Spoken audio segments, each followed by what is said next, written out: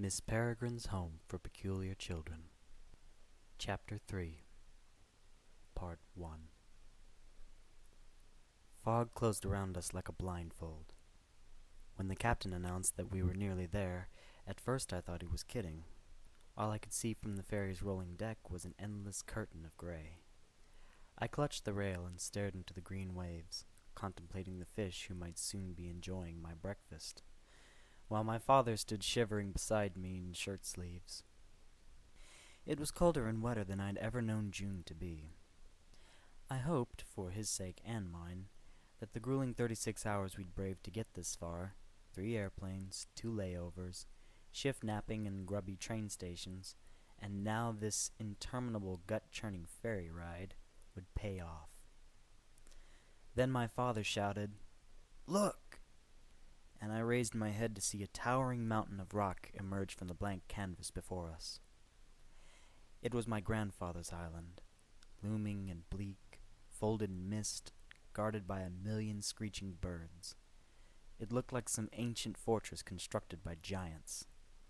As I gazed up at its sheer cliffs, tops disappearing in a reef of ghostly clouds, the idea that this was a magical place didn't seem so ridiculous. My nausea seemed to vanish. Dad ran around like a kid on Christmas, his eyes glued to the birds wheeling above us.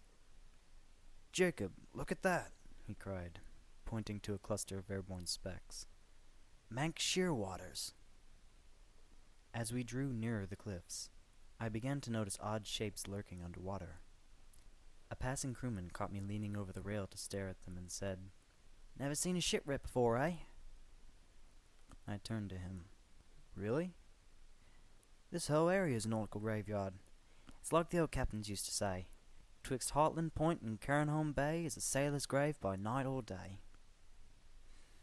Just then we passed a shipwreck that was so near the surface, the outline of its grinning carcass so clear, that it looked like it was about to rise out of the water like a zombie from a shallow grave. "See that one?" he said, pointing at us. "Sunk by a U-boat, she was." There were U-boats around here? "Loads. Whole Irish Sea was rotten with German subs. Wager you'd have half a navy on your hands if you could unsink all the ships they torpedoed." He arched one eyebrow dramatically, then walked off laughing. I jogged around the deck to the stern, tracking the shipwreck as it disappeared beneath our wake. Then, just as I was starting to wonder if we'd need climbing gear to get onto the island, its steep cliffs sloped down to meet us. We rounded a headland to enter a rocky half-moon bay.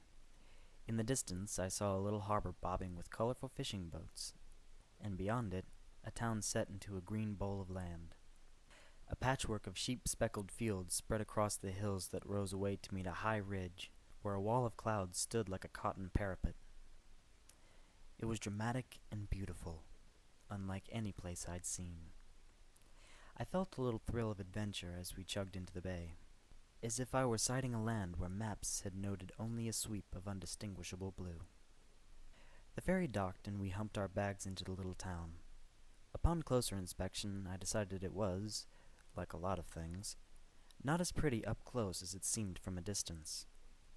Whitewashed cottages, quaint except for the satellite dishes sprouting from their roofs, lined a small grid of muddy gravel streets. Because Cairnholm was too distant and too inconsequential to justify the cost of running power lines from the mainland, foul-smelling diesel generators buzzed on every corner like angry wasps, harmonizing with the growl of tractors, the island's only vehicular traffic.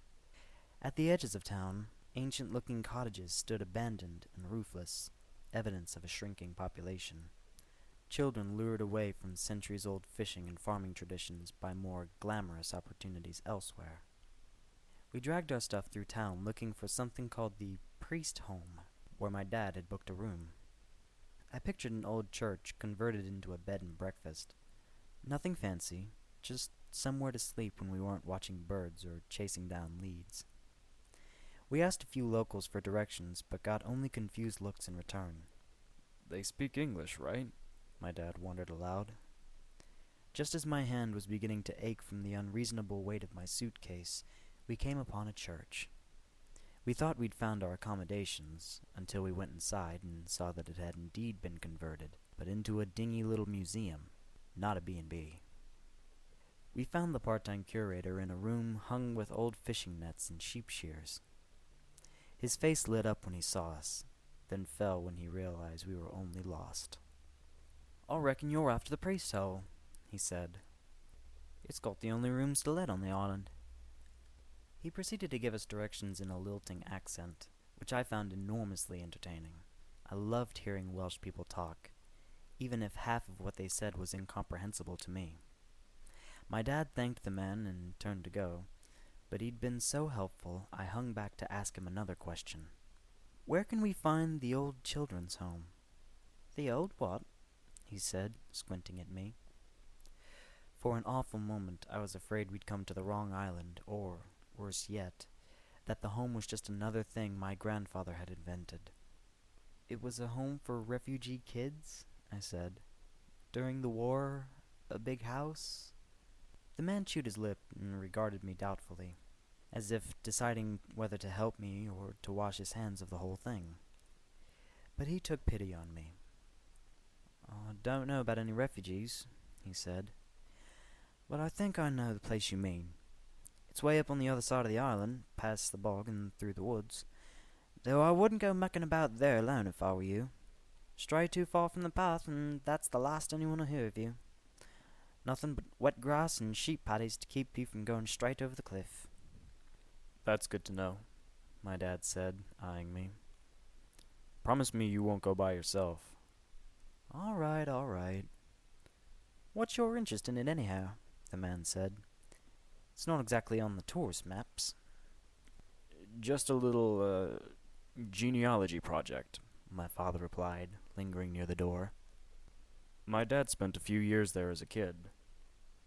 I could tell he was eager to avoid any mention of psychiatrists or dead grandfathers. He thanked the man again and quickly ushered me out the door.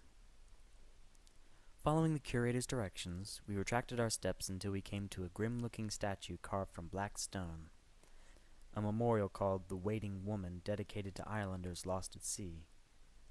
She wore a pitiful expression and stood with arms outstretched in the direction of the harbor, many blocks away, but also toward the priest hole, which was directly across the street.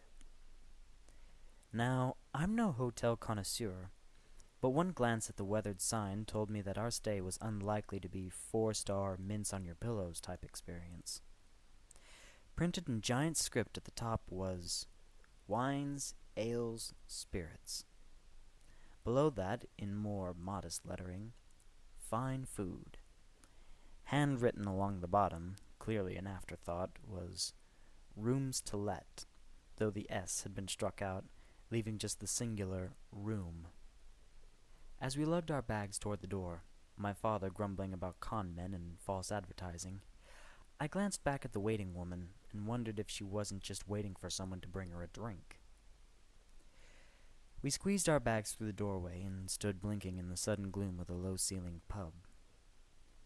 When my eyes had adjusted, I realized that hole was a pretty accurate description of the place. Tiny leaded windows admitted just enough light to find the beer tap without tripping over tables and chairs on the way. The tables, worn and wobbling, looked like they might be more useful as firewood.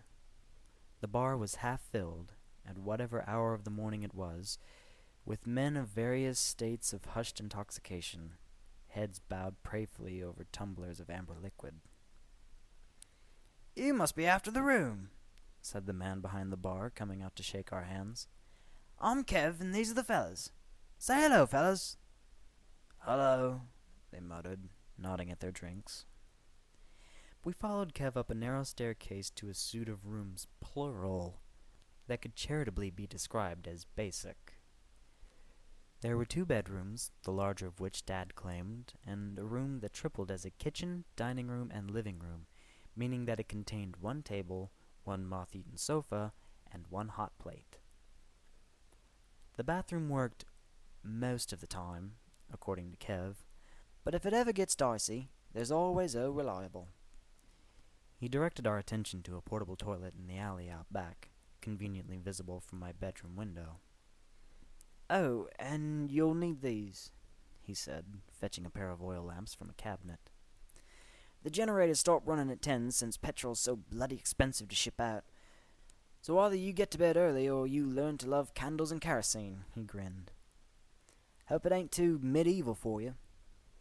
We assured Kev that outhouses and kerosene would be just fine. Sounded like fun, in fact. A little adventure, yes sir. And then he led us downstairs to the final leg of our tour. "You're welcome to take your meals here," he said, "and I expect you will, on account of there's nowhere else to eat. If you need to make a call, we got a phone box in the corner there. Sometimes there's a bit of a query for it, though, since we don't get diddly for mobile reception out here, and you're looking at the only landline on the island. That's right, we got it all. Only food, only bed, only phone." And he leaned back and laughed long and loud. The only phone on the island. I looked over at it. It was the kind that had a door you could pull shut for privacy, like the ones you'd see in old movies, and realized with a dawning horror that this was the Grecian orgy. This was the raging frat party I had been connected to when I called the island a few weeks ago. This was the piss hole. Kep handed my dad the keys to our rooms. "Any questions?" he said. "You know where to find me."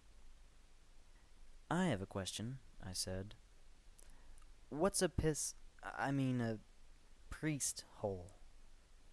The men at the bar burst into laughter. "Why, it's a hole for priests, of course," one said, which made the rest of them laugh even harder.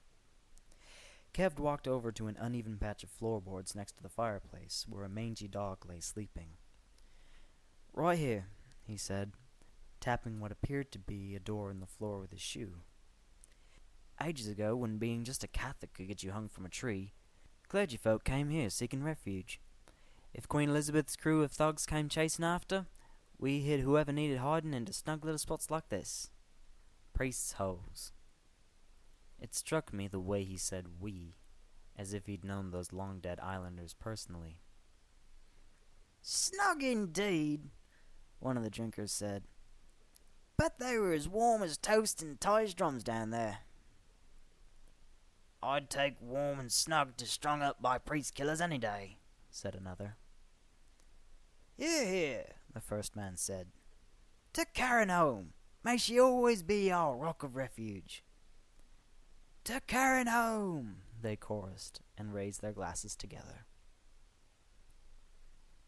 To be continued in Part 2.